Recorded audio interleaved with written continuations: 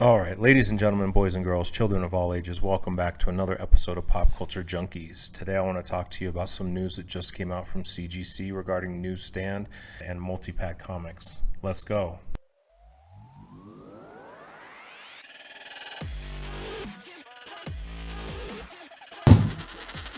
All right, so for those of you that don't know, CGC came out today, September 26, 2022, and said that they were now going to start recognizing newsstand comics and multi-pack comics. What this essentially means is previously you wouldn't see that on the label, that it was necessarily a newsstand edition or that it was a multi-pack edition. Collectors have been seeking these comics out because they're rarer than their counterparts in a lot of senses. And to go back to Newsstand, let's give you a little bit of history of the Newsstand comics. So Newsstand was typically all you saw. So like 1960s, 1930s onwards, Newsstand editions were the only edition. As comic book specialty stores started to pop up in the 70s, dealers recognized that they were a separate market, and they campaigned kind of with the publishers to get books sent directly to them. That's when the direct market came into play. At this point in time, as newsstand editions were the norm, direct editions were a little rarer. And what happened is a shift in the paradigm here. Newsstand editions became rarer as comic shops got more popular and newsstand editions were phased out.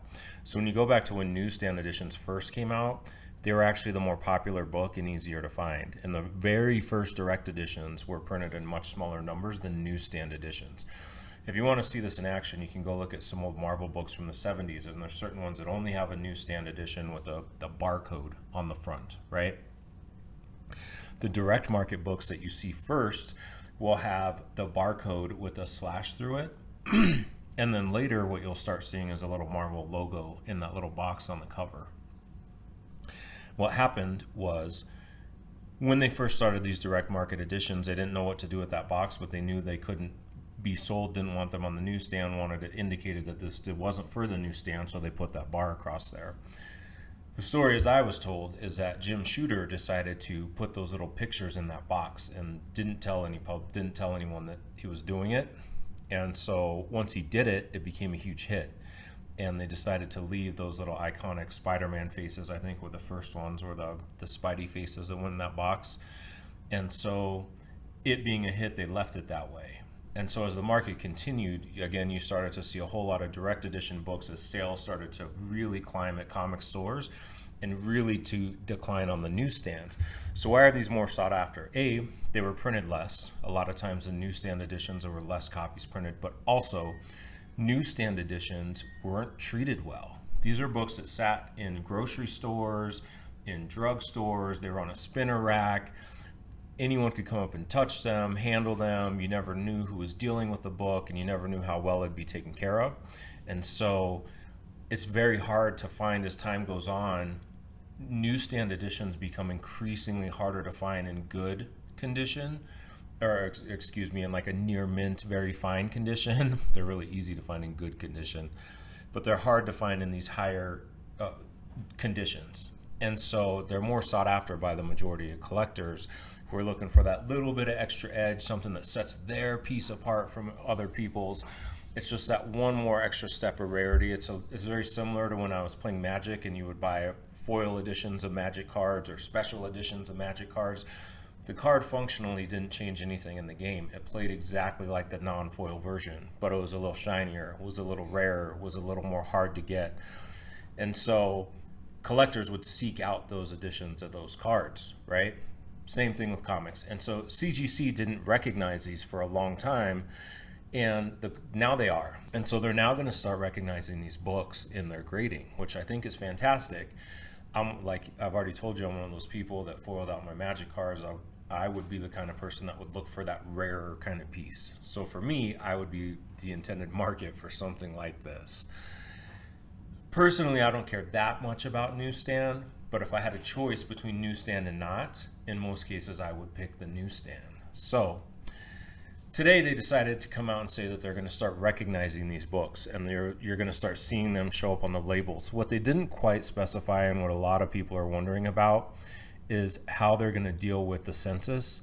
I don't know if they're going to update the census. I don't know if they're going to be separate on the census. They absolutely should be in this case with what they're doing now.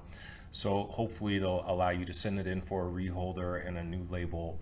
And for all future books, they should hopefully show up on their own census. It's going to be a little confusing for a while, guys, as these old books on the census that are Newsstand or Multi-Pack are still mixed in with the regulars. But there's always pain with progress, and that's just going to be one of the pain points. They don't have a magic stick to take back everyone's Newsstand comics and redo them, or it's going to have to be what it is. I will say one thing I will point out is that CBCS has done this for a while. CGC, from what I'm seeing, is starting to take advantage of, this is what our competitors do that we don't. We're going to start doing better, right?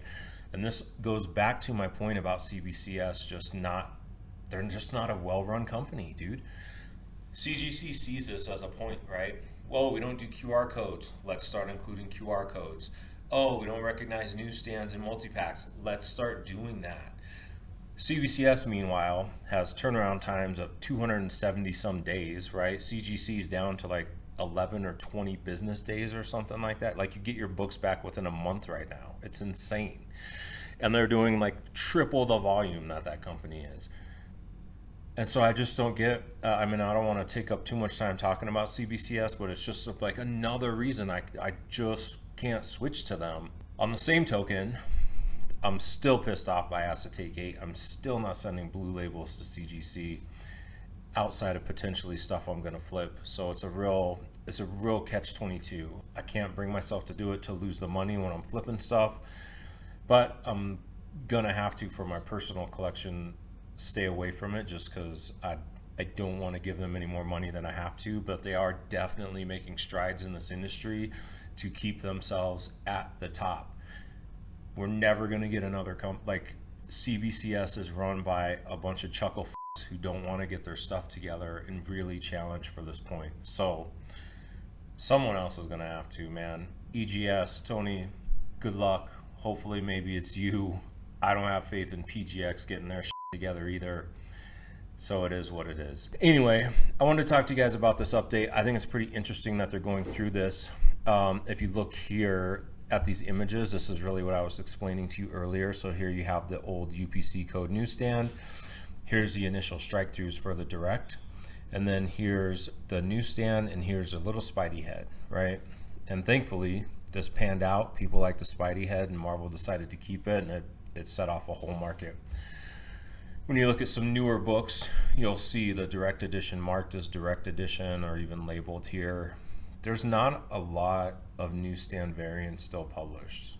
There just is a very, very small market that's dwindling pretty much to nothing. And so that's why it's become this very, very popular subset of comics to have.